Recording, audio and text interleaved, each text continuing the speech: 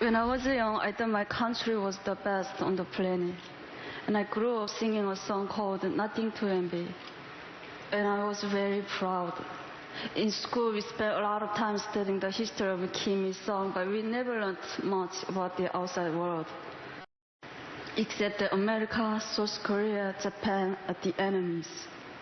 Although I often wondered about the outside world, I thought I would spend the entire my life in North Korea until everything suddenly changed. That was a look at Hyeonseo Lee's acclaimed TED Talk. It's been viewed by more than 4 million people. And in it, she shares her personal tale of a harrowing escape from North Korea. Hyeonseo Lee joins us now with her new book, The Girl with 7 Names, a North Korean defector story. Hyeonseo Lee, there's so much in the book about your time in North Korea, about your escape to China. That's incredible. Tell us a little bit about your story, about how you got out of North Korea. Because I thought living in North Korea, I thought I was very lucky by having the great dear leaders, because we learned all the time that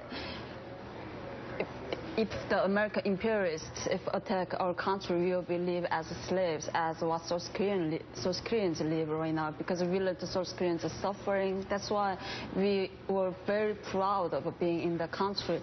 But during the famine from the 1995, when I see people dying on the street and then many people suffering around me, with, they have a huge starvation at the time, and then that changed my mind completely.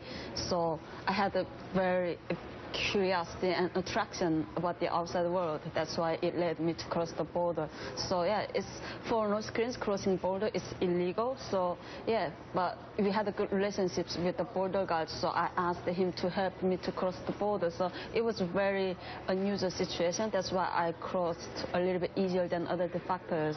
Yeah, but after crossing the border, it was really hard for me to deal with every life, because I became orphan suddenly. Yeah. And here you are. We know very little about North Korea here in America. But growing up, a river separated where you lived from China. Yeah. And it was dark at night in North Korea. And you could look across that river and see the bright lights of China. What did that do to you?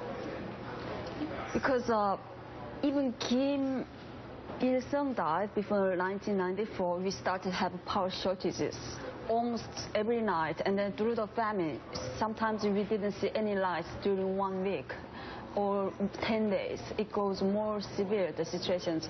But across the river in China, I saw even neon signs and street lights, while we didn't see any lights. So at night, North Korea looked like completely like a black hole. So, I learned North Korea is superior to China, but we don't have any lights. And then I just, why? I didn't know the answer. Why they are having lights? Why we don't have? Because I learned my country is the best in the world. So those things, still at the time I didn't know we were brainwashed, but a little bit slowly changed my mind. Maybe we are not that great. Yeah, maybe, yeah. What is the one thing that people in the West don't know about North Korea that you want people to know with your message?